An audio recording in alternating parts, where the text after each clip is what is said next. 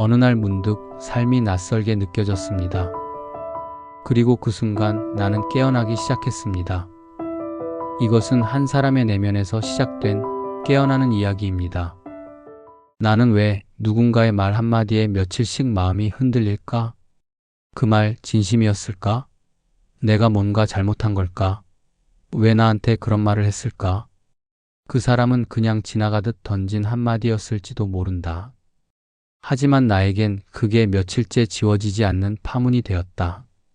밤마다 그 장면이 떠오르고 어디서부터 내가 틀렸는지 스스로를 해부한다.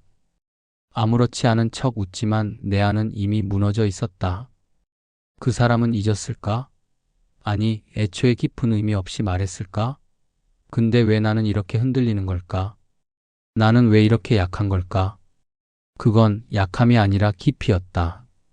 나는 그 말을 깊이 받아들였고 그 안에서 의미를 만들어냈다.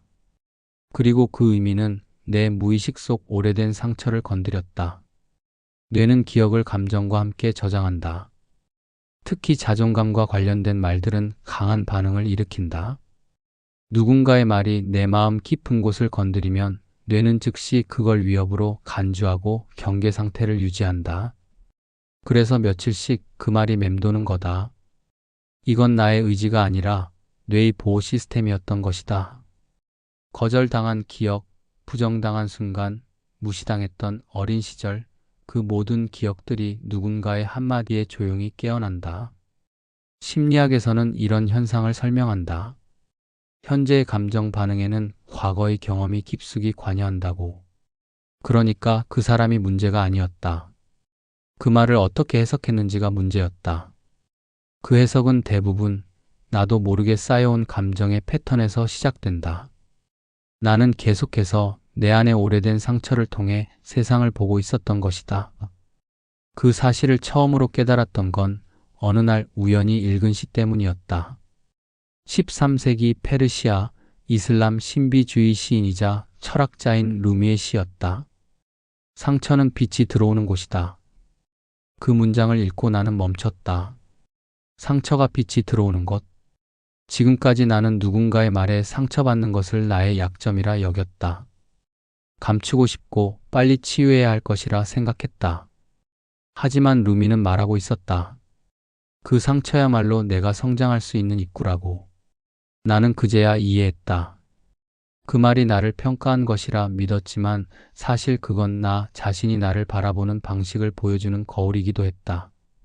그래서 흔들렸다. 그래서 며칠씩 붙잡고 있었다.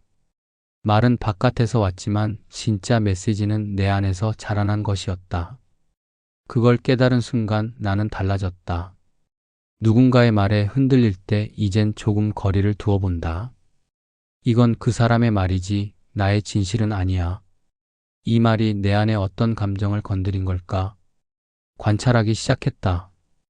바로잡으려 하지 않고 판단하려 하지 않고 그저 바라보기. 루미가 말했듯이 그 상처를 통해 들어오는 빛을 느껴보기. 그 순간 감정은 더 이상 나를 삼키지 못했다. 나는 이제 안다. 말 한마디에 며칠씩 흔들리는 건 내가 약해서가 아니라 내가 누구보다 깊게 느끼는 존재였기 때문이다.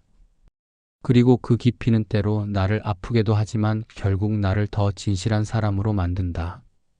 그러니 이제 나는 이렇게 말할 수 있다. 누군가의 말에 흔들릴 때 그건 내 안에 또 다른 내가 나에게 여기 아직 치유되지 않은 곳이 있어라고 속삭이는 신호다. 그리고 바로 그곳이 빛이 들어올 수 있는 곳이다. 그 신호에 귀 기울일 수 있다면 나는 매번 흔들릴 때마다 조금씩 더 나 자신이 되어갈 것이다.